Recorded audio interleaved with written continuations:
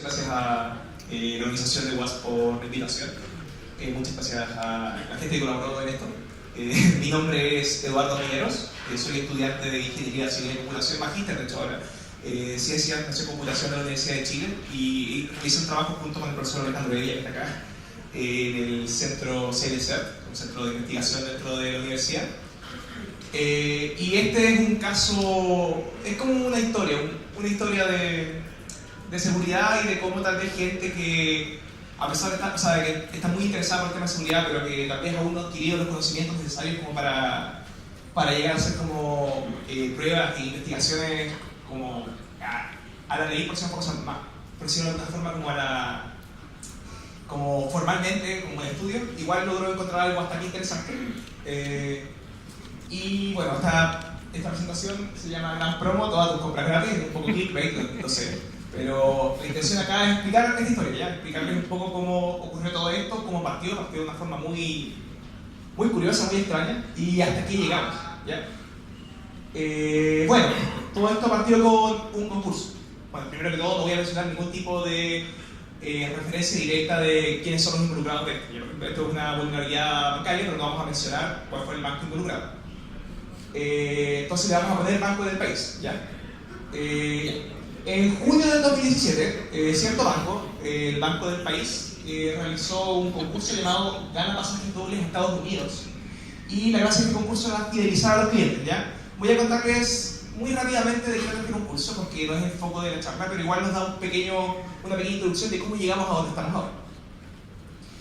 Bueno, este concurso básicamente consistía en que un cliente, capitán, por eso tiene un gorro de capitán, manda un link de referido a todos sus amigos, este link representa un avión, y los invita a ser parte de su avión, ¿ya? Entonces, esta persona tiene que juntar aproximadamente 50 personas desde que se lance el concurso, que esto es un cierto día a las 12 de la noche, y al compartir este link a sus amigos se registran en su avión, con sus datos personales, y después tiene que enviar este avión, y la primera persona que realice el envío del avión gana un pasaje. Tanto ella como todos sus invitados, 51 personas, ganan pasajes dobles a Estados Unidos. Inmediatamente, así de fácil.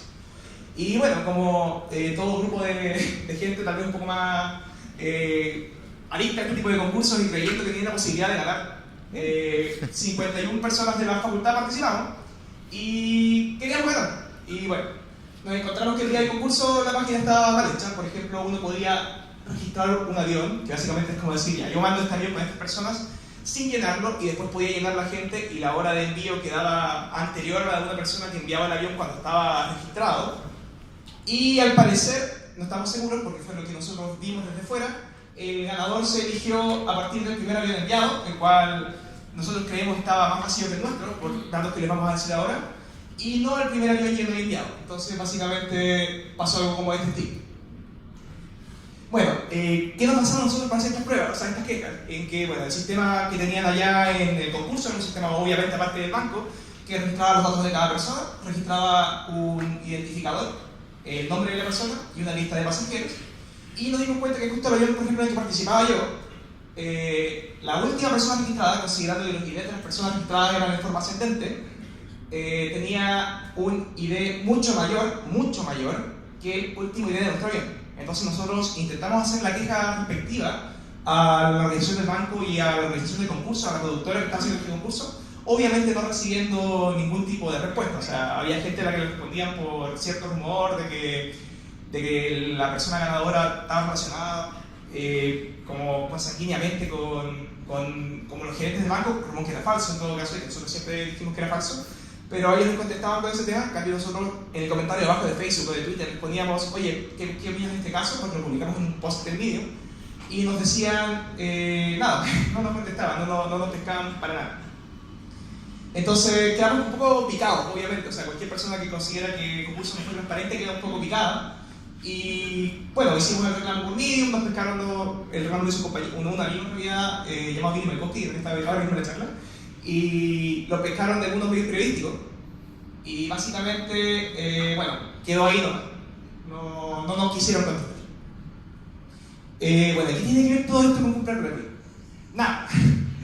Pero vamos a llegar a eso, tranquilo, disculpen por la introducción. Es clave mi juicio porque tiene que ver con ¿Cómo podemos llegar como de un punto al otro? ¿Ya? Bueno, en la parte de ahora se va a llevar un poco la investigación preliminar. Y antes de hablar de la investigación que hicimos directamente, vamos a hacer un contexto de cómo funciona este banco del país, un banco sin nombre ni apellido. Este banco del país posee, como muchos otros bancos, una plataforma de banco virtual, ¿ya? Y esta plataforma permite realizar distintas transacciones, las cuales se pueden autorizar con cuenta de usuario, y otras transacciones con un dispositivo de seguridad secundario. Todos sabemos que a veces hay unos pequeños tokens electrónicos, una tarjeta de coordenadas, y ahora también está de moda aplicaciones de celular, las que nos permiten validar con transacciones. Pero también hay transacciones que no es necesario usar esos dispositivos. Y, por ejemplo, en este banco, en este caso de estudio, nuestro banco solo con el nombre de usuario y contraseña nos permitía consultar saldos, pagar servicios, ver los datos de contacto del ejecutivo y bloquear la tarjeta. Algo no es tanto poder, así que igual no sonaba tan terrible. Y bueno, también hay algo, por ejemplo, en este banco que se llama Secular, nombre cambiado, que básicamente permitía realizar estas operaciones más sensibles. Por ejemplo, yo podía cambiar mi contraseña en mis datos personales. ¿Por qué esto es sensible? Porque yo podría cambiar, por ejemplo, el correo de contacto que tiene el banco con el cual me avisa de transacción. También podía cambiar la agenda de contactos, que es estas típicas agendas de contactos frecuentes con las cuales yo puedo transferir rápidamente amigos, o hacer directamente transferencias y giros. Y también ya más como en el ámbito de las compras, que uno puede hacer compras con tarjeta de crédito o solicitud de avances y de tarjetas virtuales. Que para el que no sabe, la tarjeta virtual básicamente es una tarjeta de crédito con otro, o sea, muy básicamente, uno puede crear tarjetas con otro identificador de tal forma de utilizarlas una sola vez y que el cargo se haga solamente por esa compra. Entonces, uno si no confía, por ejemplo, en el comercio, con eso puede asegurar un poco el número de su tarjeta de crédito, que igual es algo bastante sensible. Ya, Secular nos permite, así como los tokens y como las tarjetas de coordenadas, nos permite autorizar todas las transacciones. O sea, necesito mi nombre de usuario, que en el caso de este banco es el root, la contraseña y Secular. Bueno, como también estamos haciendo Secular, ¿qué pantalla te muestra? Por ejemplo, si yo quiero transferirle plata a Alex Speed por 30.000 pesos, me va a mostrar esta pantalla y me va a preguntar si que acepto o no acepto la transferencia junto con una clave en el caso de este banco. Pero la implementación varía entre banco y banco. Ya, volvemos un poquitito, pero muy rápidamente al tema de los concursos de los aviones. Salió otro concurso un mes después, llamado Gana pasajes dobles en Estados Unidos usando Secular. La premisa era la misma, tenías links, tenías aviones con 50 personas, tenías un capitán de avión, pero ahora no ganaba el primero que llenaba el avión, sino que después de crear un avión tenías una semana para realizar transferencias a través de Secular, ¿ya? Y el grupo de personas que realizaron más transferencias a través de Secular se gana el mismo premio que antes, que es un pasaje doble para cada persona integrante. Son doblemente relacionados, o sea, ahora sí lo hacemos. Y bueno, nos dimos cuenta que la estrategia que igual la mayoría de los grupos siguieron fue, ya, hagámonos entre todos transferencias de $1. Y así íbamos llenando las transacciones. Entonces, básicamente después terminaron llegando como estados de cuenta de 50 páginas de transferencias a gente que no conocíamos, pero sonaba una estrategia bastante buena. El problema era que para poder agregar a esta gente a nuestra lista de contactos había que meterlos a mano, ¿ya? Y son 50 personas que no conocemos, igual es como súper tedioso. Así que la solución natural era crear un script que se encargue de hacer como las solicitudes y uno manualmente después va aceptando en su Secular a todos los contactos nuevos transferidos, o sea, para transferir.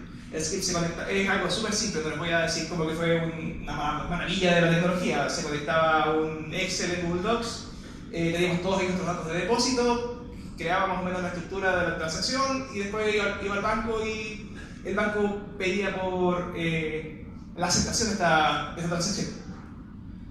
Ya. Y para esto mismo también tenemos que entender un poquito cómo funciona Secular, ¿ya? Cómo funciona por debajo, porque nosotros ya sabemos, hacemos una transferencia, nos sale la notificación en el celular, le decimos que sí y se transfiere. Bueno, nosotros lo que tuvimos que hacer fue investigar cómo funciona por debajo Secular. Y esta es una representación súper como pictórica de cómo funciona. Si yo en algún momento quiero hacer una transferencia a Speed por 30.000 pesos, me va a salir un botón para autorizar la Secular. Y este botón me va a permitir, o va a mandar, mejor dicho, al servidor del banco un JSON con todos los datos de la transferencia, códigos de seguridad, todas las cuestiones, y un campo llamado autenticación o autorización que va a estar en nulo. Cuando al banco le llega algo con un campo de autorización nulo, el banco crea una autorización, la deja como en una cola, en una tabla. Todo esto es como un modelo que nosotros realizamos a partir de lo que vemos desde afuera. O sea, tal vez la implementación puede o no puede ser más sofisticada, pero por lo menos desde fuera veíamos algo que contesta bien este modelo. Crea entonces esta autorización acá, manda un mensaje al celular, que vendría siendo esta pantalla de autorización que vimos antes, y devuelve una respuesta al navegador que le dice: espérate un poco ahí, tu autorización es el 1, vuelve a preguntarme en 5 segundos más si es que tu transacción está autorizada. Entonces ahora el navegador en la segunda transacción y las posteriores, o sea, el segundo paso, porque esto es la misma transacción, estamos en la misma transacción, como está esperando respuesta, 5 segundos después va a hacer una solicitud, ahora con un ID de autorización igual a 1, al banco, y el banco, como sigue esto sin ser contestado, va a decirle: espérate un rato.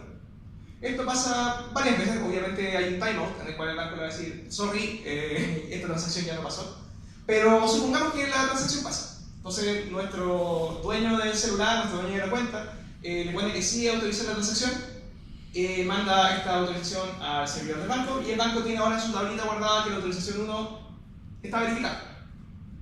La próxima vez que el cliente del navegador hable con el banco, va a volver a preguntar lo mismo que ha preguntado todo este rato, pero ahora el banco le va a contestar que sí. Ojo, la transacción no se realizó acá, ¿ya? Esto solamente autorizó a que la transacción se hiciera. La transacción se realiza cuando el navegador va a preguntar por última vez por la transacción con autorización, y el banco le dice: bueno, dale. Entonces acá ya se realizó la transacción y se muestra en la pantalla: transferirte 30.000 pesos al Expedia. Ya, entendimos todo eso, hicimos la automatización que, como se ve, no es tan complicada, simplemente había que construir la transacción para agregar gente nueva, agregamos a todos y ya después transferimos manualmente, porque igual nos daba un poquito de miedo, o sea, era transferencia automática, en una de esas nos la cancelan, se dan cuenta, teníamos bastante miedo al banco en ese entonces. Y bueno, no ganamos. Hubo otro grupo que hizo más transacciones, tal vez ya sea manual o con algún sistema de scripts más sofisticado. Pero igual quedamos con muchas dudas con respecto a la plataforma del banco, como supuestos así que nosotros nos hacíamos y queríamos saber si es que funcionaba. Y ya, pues queríamos ponernos a prueba. Para esto, más que utilizar herramientas específicas como de debugging o de verificar seguridad, como hablaron los chicos anteriores, que bueno, como te digo, desde mi inexperiencia de más alumno, de un alumno que no ha tenido ramos de seguridad por cierta forma y que tampoco ha tenido mucha formación en eso, hicimos como una forma más como a mano de todo este sistema, ¿ya?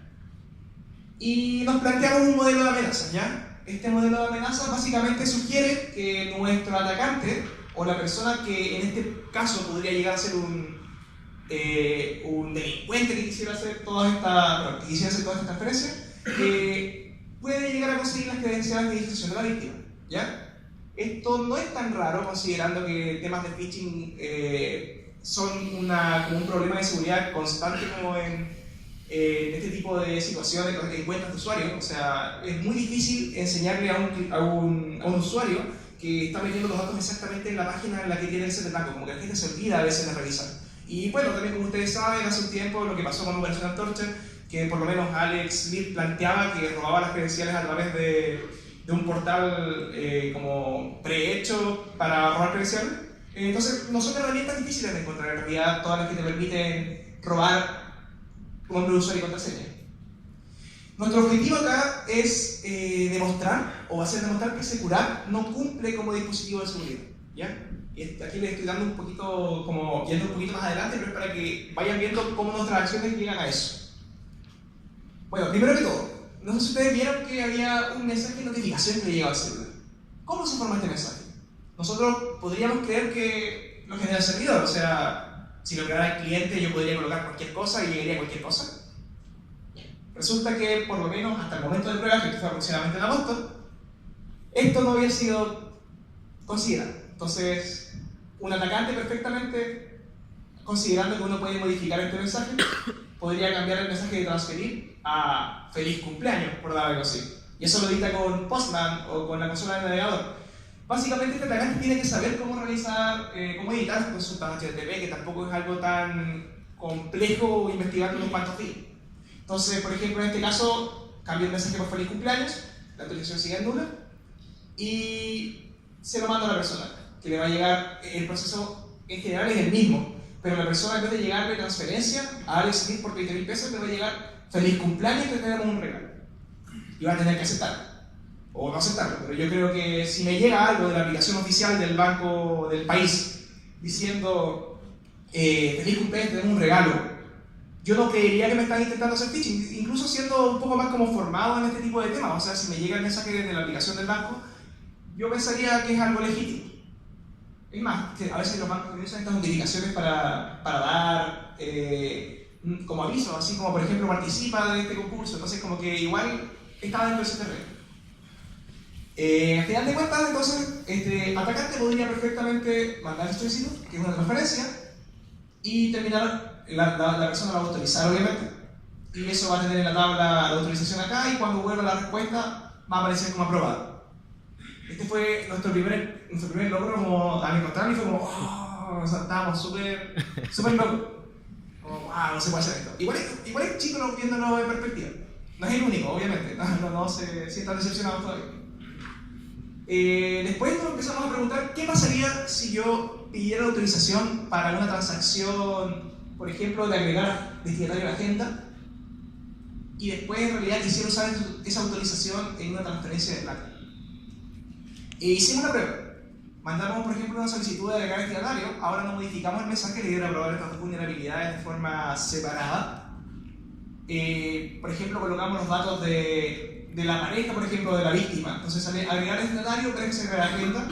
Ahora estamos asumiendo una víctima un poco menos informada, que tal vez cree que su pareja la agregó y le llega la solicitud a ella y le dice que sí. Y nosotros cortamos la comunicación acá con el banco para después, ¿cómo decirlo?, mandar esa autorización que ya fue aceptada, o nosotros asumimos que fue aceptada, y usarla en una transferencia de plata. Y para mucha sorpresa de Noel, para nuestra sorpresa, nos dimos cuenta de que esto era aprobado. Esto ya es como, wow, nos metimos en algo delicado. ¿Pero ganamos? No. Seguimos probando. Y dentro de lo que seguimos probando, por ejemplo, vimos que para una transferencia de 30.000 pesos que hago hoy, después podría hacer otra transferencia, pero cambiar la cabecera de autorización, y el banco me la aprueba, porque por algún motivo, a pesar de ser como ya consecutivas y son transferencias distintas, por eso el color distinto como de la marca, me están probando transferencias distintas con la misma autorización. Y es más, esta transferencia, esta utilización que la conseguí el 31 de octubre, por ejemplo, yo puedo utilizarla el 12 de enero en otra transferencia y pasa. Y me la sigue aceptando. Como, wow. Y también nos dimos cuenta de este lugar un poco más lateral, que si yo, por ejemplo, hago entre comillas entre 5 a una transferencia que hago ahora mismo, que ya tiene una utilización recibida 3 veces, termino transfiriendo 3 veces plata a la cuenta de esta persona. Y debo admitirlo, teníamos bastante miedo. Así que hicimos lo obvio que es estas situaciones, que es reportar este tipo de fallas al banco, de la forma que hubiera, porque lamentablemente tampoco hay un canal directo para presentar esto. No puedo ir con mi ejecutivo y decirle, mira, me di cuenta que al mandar una solicitud 3 veces con un no me va a pescar mucho, que digamos. Más aún considerando que soy, o sea, estudiante, igual como yo creo que tienden a menos ver ese tipo de cosas. Así que, obvio que todo esto yo paso a 2 reuniones. Estas 2 reuniones, una de ámbito burocrático / como más relacionado como con la gerencia del banco y otra más con desarrolladores, nos llevaron a preguntarles y a presentar un documento de varias páginas explicando cómo replicar todas estas vulnerabilidades. Y les dimos un caso de uso muy inteligente, que permitiría sacar plata sin que te pillen de forma tan simple. O sea, probablemente hay blogs en los cuales igual te pueden pillar, pero por lo menos de esta forma desde fuera se veía bastante interesante. ¿Y cómo es? Yo lo primero que hago en vez de querer transferir plata cuando tengo la clave de la persona es cambiarle su correo de contacto. Y ahí le mando un mensaje que diga, por ejemplo, verifique su dispositivo. La persona le va a llegar este mensaje. Si me llega ese mensaje del banco, de la aplicación oficial del banco, le digo como, wow, están haciendo una prueba de seguridad, qué buen banco, muy seguro. Sí. Pero esto por el lado de acá termina siendo una confirmación, y yo ya con uno de estos tengo como el mundo para esa persona. Así que lo siguiente que hago después de cambiar el correo de contacto es pedir un avance de tarjeta de crédito para llenarle la cuenta en caso de que no esté con tanta plata en cuenta corriente. Y después me hago una transferencia más o menos grande, logramos hacer pruebas con montos grandes. Todo esto con el mismo token de autorización y el banco me va a decir, dale, llévate la plata. Ya, el tema de la transferencia igual es como, ya, pero se transfirió a sí mismo, lo podemos pillar. Pero se nos ocurrió una forma de hacerlo un poquito más inteligente, que es que este banco, el Banco del País, tenía un sistema de giros por cajero, que básicamente te permite transferir, bueno, el monto es un poco bajo, entre comillas, 200 lucas, 200.000 pesos, a un cajero solo con un ID y una contraseña. Entonces yo podría hacer esto, y después un amigo o un coludido en Arica, con un pasamontañas de noche, podría ir al cajero con ese ID y ese pass y sacar la plata. Y se perdió el tracking de dónde fue esa plata.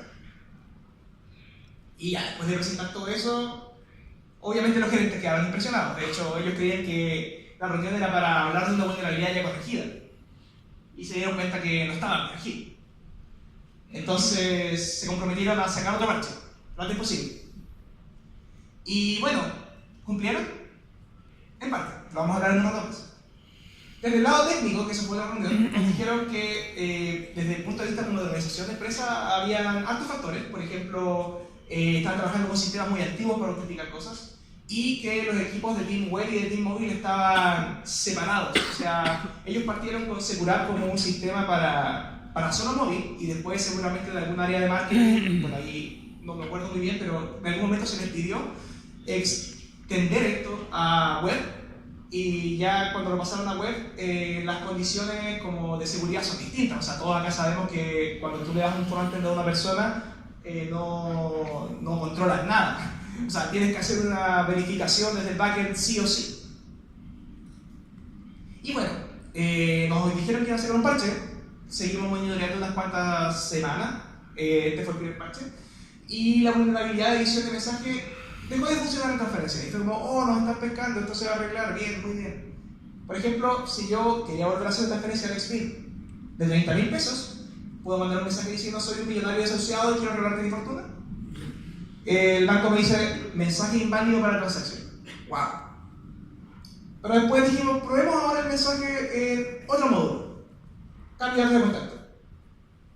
Y pasó. Entonces, como que por lo menos por lo que pudimos ver ahí, el parche lo habían hecho para algunos módulos de los que realizamos. Otros módulos seguían con la primera vulnerabilidad. Y las demás vulnerabilidades que reportamos siguieron funcionando por lo menos 6 meses. Voy a hablar un poco de desarrollo. Esta es como la parte más interesante del juicio de la charla, bueno, más allá como del tema del banco, porque habla de cómo con herramientas de fácil uso uno puede llegar a automatizar estas pruebas y encontrar más cosas aún. Una o dos tardes de un poco aburrido, no sé si aburrido, bueno, unas tardes que está un poco más desocupado, desarrollé una extensión mía, solo mía y que solamente yo tengo acceso, cuyo nombre fue Backup, porque, bueno, para seguir probando estos sistemas, ¿ya? Entonces lo que hacía esta extensión básicamente era facilitar el trabajo del atacante o automatizar las pruebas de mi parte. O sea, yo podía hacer todas estas cosas, estos cambios que antes hacía manualmente, lo hacía con una extensión de Firefox, que las extensiones de Firefox tienen acceso como a las requests que hacen las páginas, entonces yo podía editar lo que llegaba y editar lo que venía. Esta extensión la dividía en 3 partes. Una parte que me decía si es que el sistema estaba la sesión iniciada, otra parte que me mostraba, no me preocupé, ya. Otra parte en la que me mostraba los tokens que yo había capturado o que me permitía capturar, y también un pequeño botoncito para inyectar una cabecera modificada, ¿ya? Entonces, por ejemplo, con este botón yo podría perfectamente mandar el mensaje de verificar dispositivo de forma automática. Todo esto en manos del atacante, ¿ya? O sea, no es como que tenga que tenerlo el atacado, sino que un atacante con esto puede automatizar las pruebas dentro del mundo. Y algo que me mostraba un poco de info del token activo, básicamente cuánto toma el token para poder hacer pruebas de tiempo y el servicio en el que lo generé. Por ejemplo, si generé un token en un servicio específico, si es que puedo usar otro servicio para hacer ese tipo de pruebas.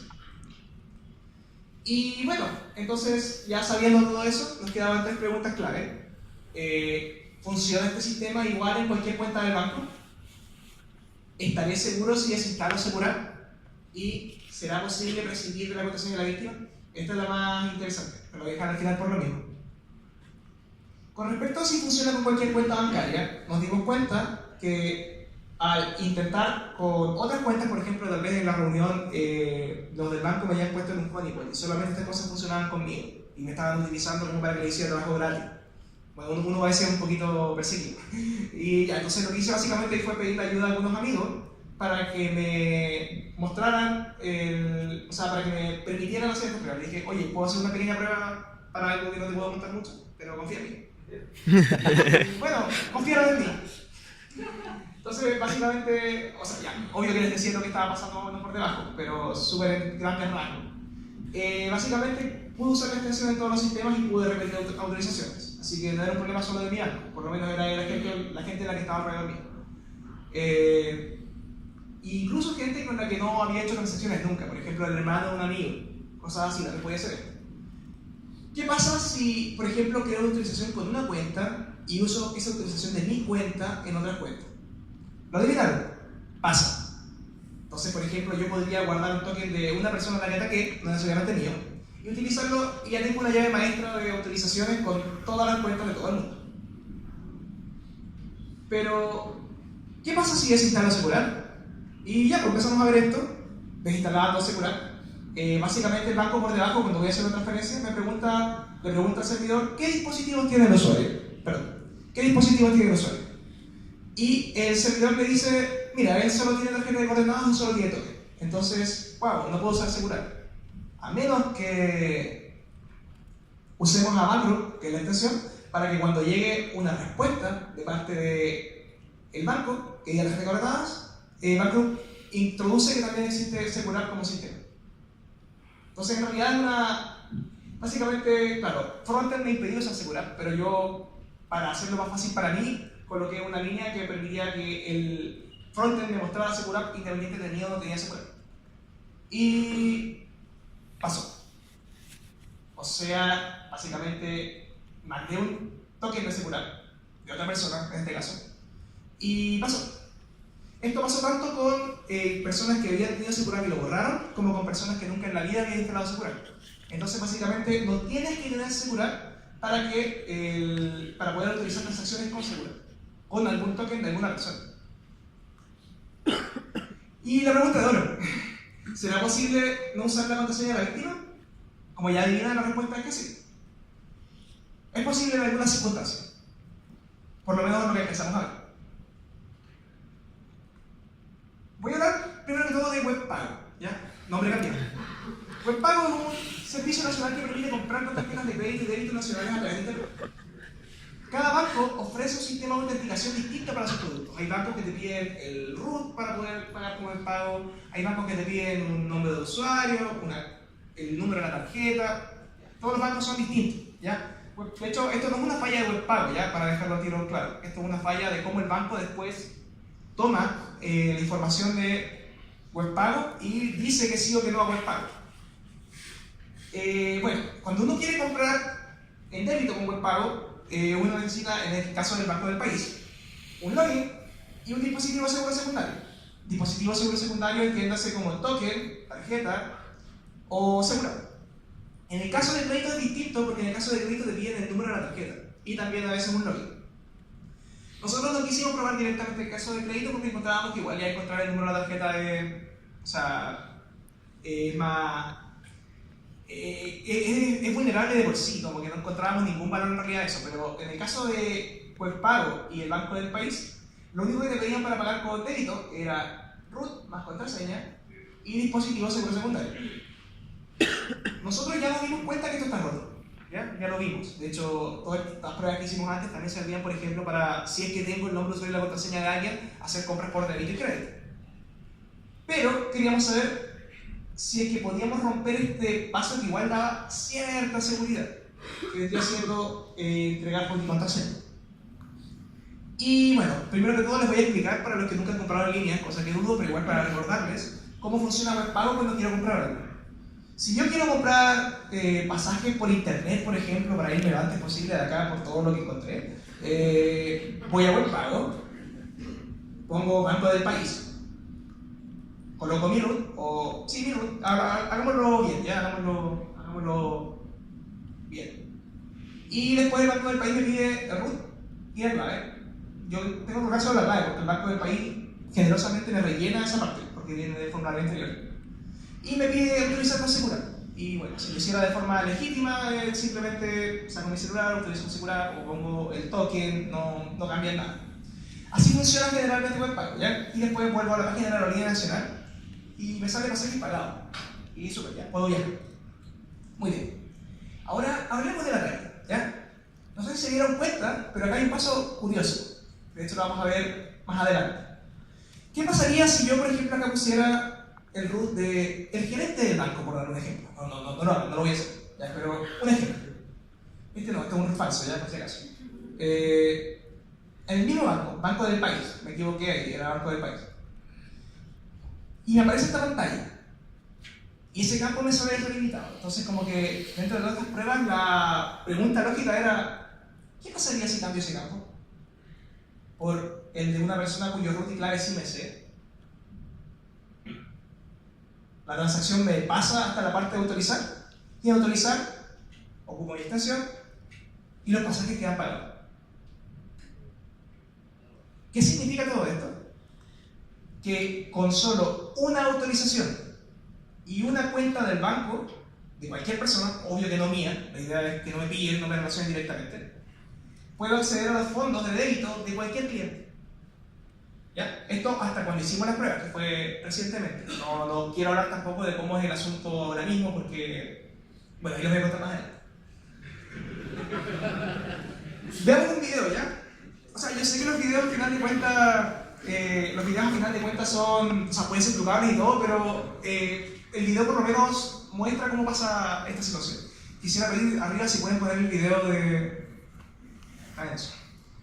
El video va a ser la compra más alta que pude hacer con mis fondos de estudiante, que fue un juego de Play 4. Y bueno, básicamente lo primero que voy a hacer es meterme a mi cuenta del banco. Ahí está mi extensión. De un banco cuyo nombre no vamos a mencionar. Coloco mi clave. Y después de esto, bueno, acá van a ver cuando me den cuenta que no tengo plata, ¿ya? Yo vacié mi cuenta antes de hacer esta presentación por motivos obvios. Y no tengo plata. ¿Ya? Entonces, vamos a una tienda de juegos. Aquí en realidad está lo mismo el nombre de la tienda, porque no es culpa de la tienda. Lo tapé por más como buena onda, ¿ya? El nombre de la tienda es importante, esto puede pasar en cualquier cosa que utilice Webpack como pago. Ahí yo tapé los datos de contacto, porque esto era para mandarle el juego, en realidad le compré el juego a un amigo, para mandarle el juego a su casa, entonces como que básicamente tapé los datos de contacto. Y ya cuando estaba la parte de envío y paga, bueno, me puse a recoger en tienda, y después, bueno, ningún comentario. Y ya en la parte de pago, puedo ver pago de tarjeta de crédito y débito, continuar. Me faltaba aceptar los términos y condiciones, ahí los acepté. No sé qué acepté. Y después confirmé el pago. ¿Ya? Eso del aviso de no seguro creo que es por culpa de la implementación del sistema de... Ya. Básicamente acá ya en la página de pago coloco de compra, coloco el nombre del banco que también está censurado. Coloco el root y bueno, no me sé el root, pero me sé el nombre de mi amigo. Mi amigo se llama Sergio. Y hay páginas para conseguir el root de una persona con respecto a su nombre, como todos sabemos. Entonces me meto a esta página, copio su root, pego su root y pago. Y esto me lleva a la página de pago del Banco del País.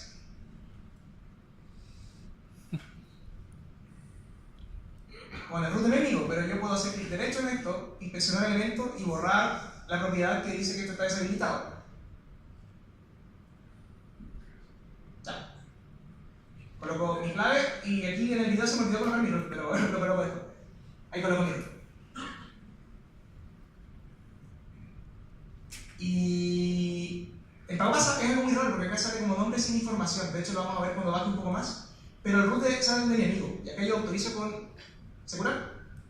Y después simplemente está comprado. Yo no tenía fondos en mi cuenta. Ya, así que igual es raro como que yo he podido comprar con débito con mi cuenta. No tengo acá directamente el correo de mi amigo. Pero si volvemos a ver mi cuenta después de que pase esto como por la parte de y pueda ver como el estado del carro,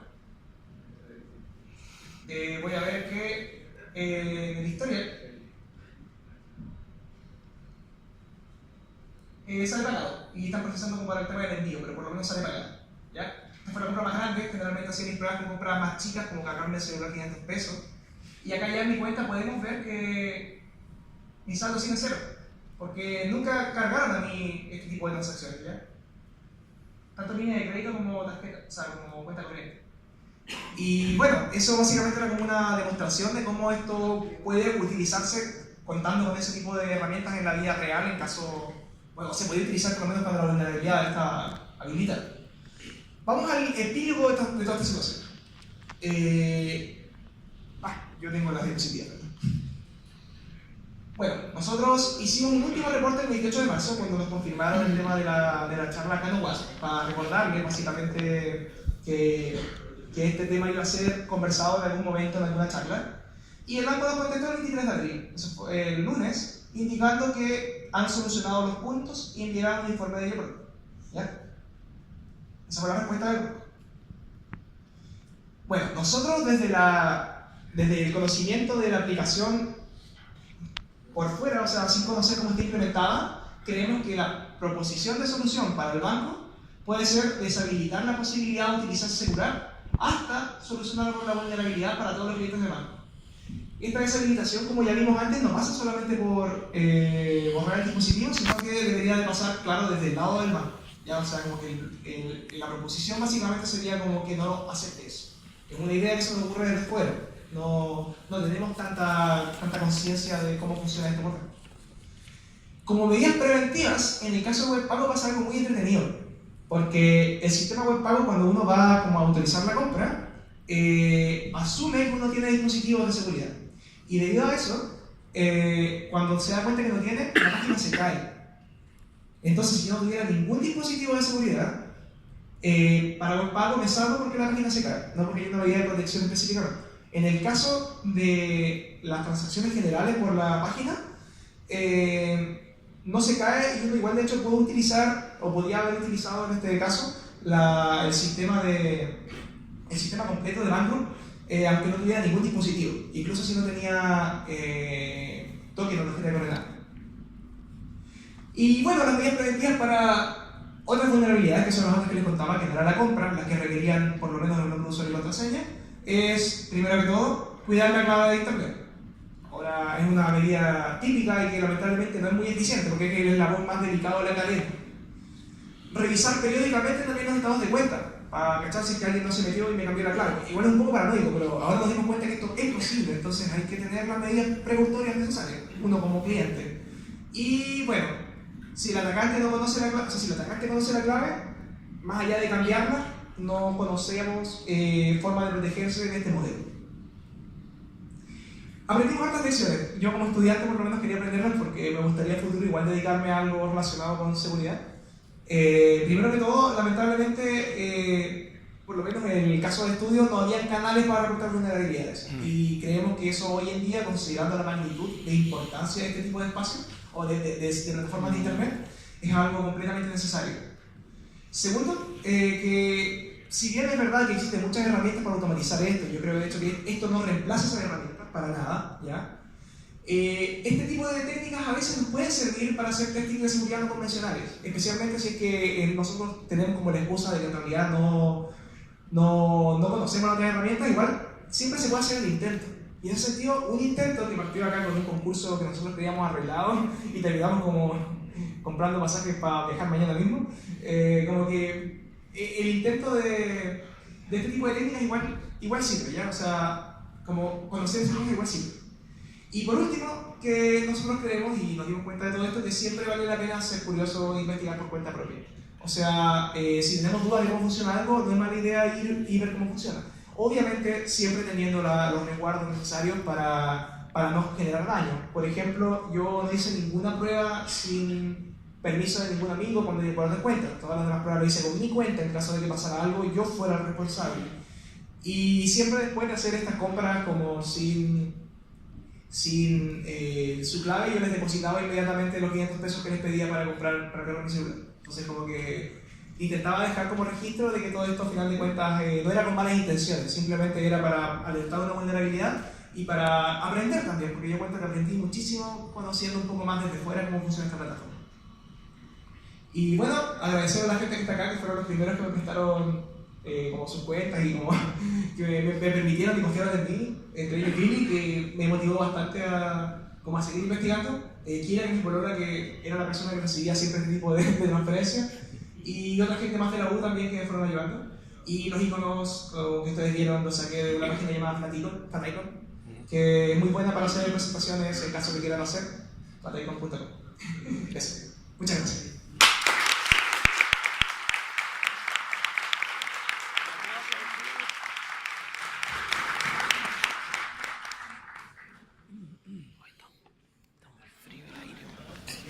¿Sí hay preguntas?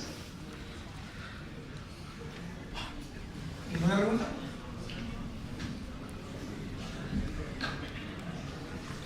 ¿Sería eso entonces? Ok. Muchas gracias. Muchas gracias.